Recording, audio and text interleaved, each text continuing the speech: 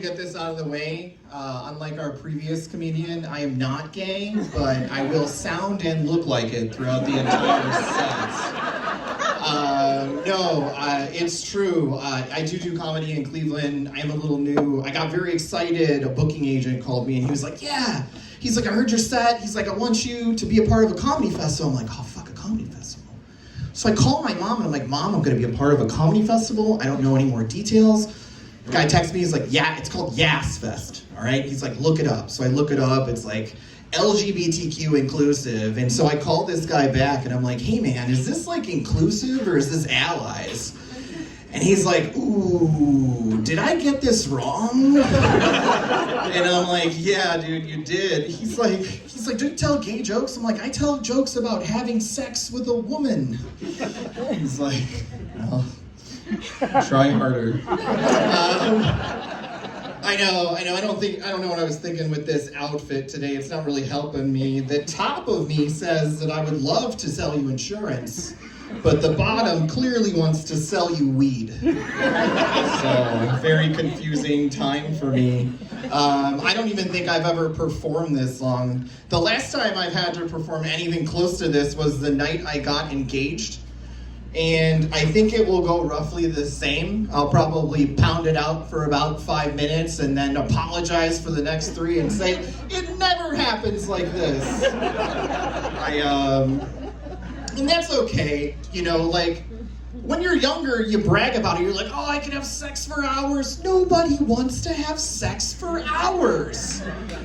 I prefer my sex to be less like Avatar and more like a Pixar movie where it's like quick, lighthearted, and almost always I'll cry after the climax.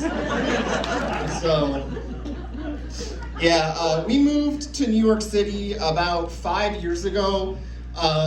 You know, I missed the thrill of being poor in my 20s in Cleveland, so I wanted to recapture that magic again in my later years in a studio.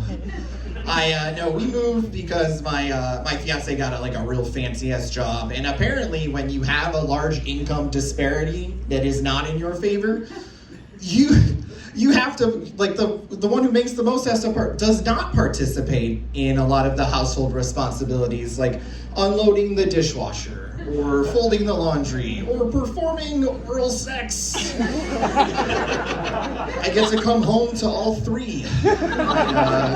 I'll tell you what, it does do me wonders for my career growth. I work at Uber, like corporate also. Every time I say I work at Uber, they're like, oh, you drive? And I was like, kind of an insult. So I work at their corporate office, and it's like a feelings company, but like I said, you know, the income disparity does motivate me. They're like, what is it that you're looking for, management, or maybe like a higher role? And I'm like, no, actually, I would just like to get my dick sucked at home. I'm like, so if you could find a way for me to make $150,001, I would very much appreciate that.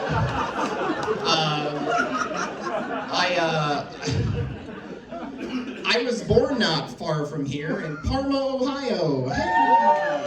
That's right, and like most people born in the 80s from Parma, my parents are divorced. And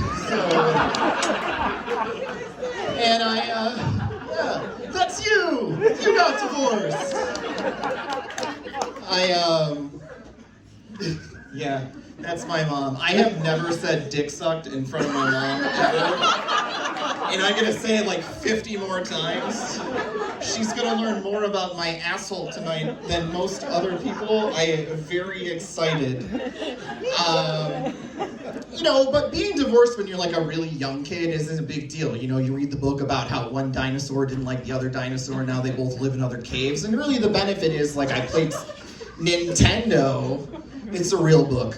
It's called Dinosaur's Divorce. Look it up. Actually, I have a friend who got divorced when I was little. My mom gave it to that family. That family still has it. We're still friends, and I've never let it, you know, slip my mind here. Yeah, but like, you know, it's, you know, when you're a kid, it's like, oh, you know, like I get to play Nintendo at home, but then every 2 weeks I'll play Sega. You get double the Christmas presents, but then you become an adult, and you're like, This man only wants to see me 4 days a month? Yeah, because once you get older, you can start doing math and just start calculating the amount of love that has been lost from your father. So I think it goes without saying, COVID convinced me that I was sad inside.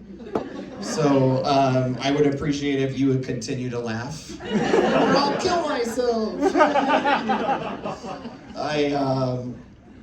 I do have an issue lately with the age of our politicians. Honestly, if somebody told me a 76 and 80-year-old man would be squaring off in an election for president, I would have thought it would have been for a condo association in Boca Raton, Florida, and not to be the leader of the free world. I mean, is anybody surprised that two elderly gentlemen aren't so great with document security? I mean, right? I can't even have my grandfather keep his fucking robe closed all day, let alone secure documents. Fucking pissing with the door open, all that shit. The average age of a politician is 65 on Capitol Hill, and I think it's time we start to get ageist. We just elected a senator from Iowa named Chuck Grassley for another 6-year term. The man is 89 years old. 89. He'll be 95 when he gets out of office. This man is older than the chocolate chip cookie. Yeah, I know. When you're 16, your parents are like, oh, stay off the highway, it's not safe. Not a big concern for Chuck and his parents because highways did not even exist yet. The Highway Act came out in 1957. Civil Rights Act came out in 1964, which got me thinking that if you were able to use a whites-only bathroom for the first quarter of your life, maybe you aren't the right person to be making laws right now in this country. Maybe stop working on legislation and start working on a puzzle. Or die. Speaking of death, I recently turned 40. I know, I would like to think that I don't necessarily look 40, but internally I have the body of a 77-year-old retired mail carrier. It's great. I'll be the only one-night stand tonight that you need to help out of bed. It's pretty good. I just gain weight in leaps and bounds now. I ate pasta, so now I have to start telling people that I got stung by bees for the next couple of days. But the silver lining on the weight gain, it has brought me closer to my niece because we're both now learning what it's like to grow breasts for the first time. It's cute. We color. Honestly, getting older is quite a learning experience. You get to find out why it's called a medical practice. Because they just keep trying shit left and right. I'm learning new things about my body. I was on a wonderful trip to Hawaii, was supposed to be romantic, and my good friend the hemorrhoid brought himself along. Found a little stowaway on the airplane, did we? So, I gotta think quick. We get off this airplane. I'm like, we should probably stop at Target for some snacks for the room. And so we get there, and I make a fucking beeline over to the pharmacy area, run to the bathroom and apply this shit because honestly, never, ever, ever, ever, ever in the history of purchasing hemorrhoid cream has anybody ever gotten wiener kisses immediately after. So I had to tone it down for Mom. We're gonna call it wiener kisses from now on. I like it. I've been thinking a lot about my own mortality these days. I had a grandfather that had cancer 4 times. My father recently had non-Hodgkin's lymphoma. I did spend all of the chemo with him, and we eventually did lose him to right-wing extremism.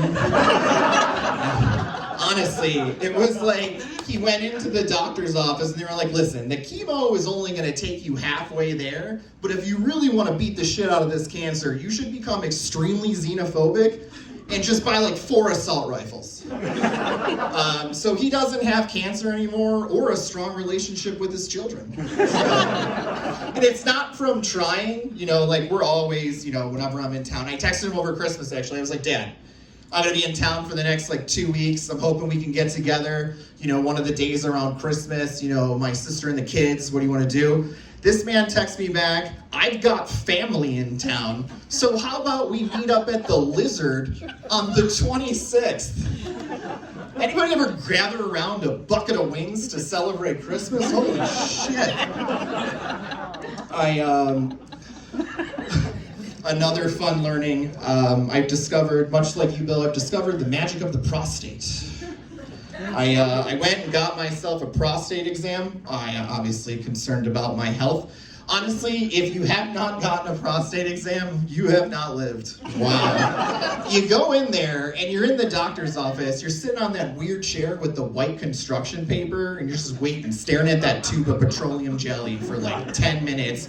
Doctor comes in on that quick 2-knock, which by the way, they're already in the office before the knock is over. He has the audacity to ask me, what brought you in for a prostate exam today? I don't know, sir, I'm lonely? I paid the $35 copay, so just get in that ass. So he's rooting around in there, working me like a fucking puppet, asking me questions like, hey, does it hurt? Do you feel a pinch? What did you think about the season finale of The Last of Us? And I'm like, sir, the whole thing pinches. Your hand is in my asshole. He's like, all right, well, do you feel this now? And I'm like, no. He's like, do you feel this now? And I'm like, no. He's like, do you feel this now? And this man was poking on my prostate with the fury of an Italian mother who is mad at her son. And in that moment, I got very sweaty, a little dizzy, because I thought I was gonna both shit and ejaculate at the same time. For those of you who haven't been there, you don't know. And for those of you who have, you kind of want to go back. So naturally, I had asked for a second opinion. When the doctor wanted to know what preference in physician I had, I did not know he wanted me to indicate male or female, because what I had said was hopefully someone who could palm a basketball. Because of the fingers. All right, guys, thanks a lot. I'm Sean.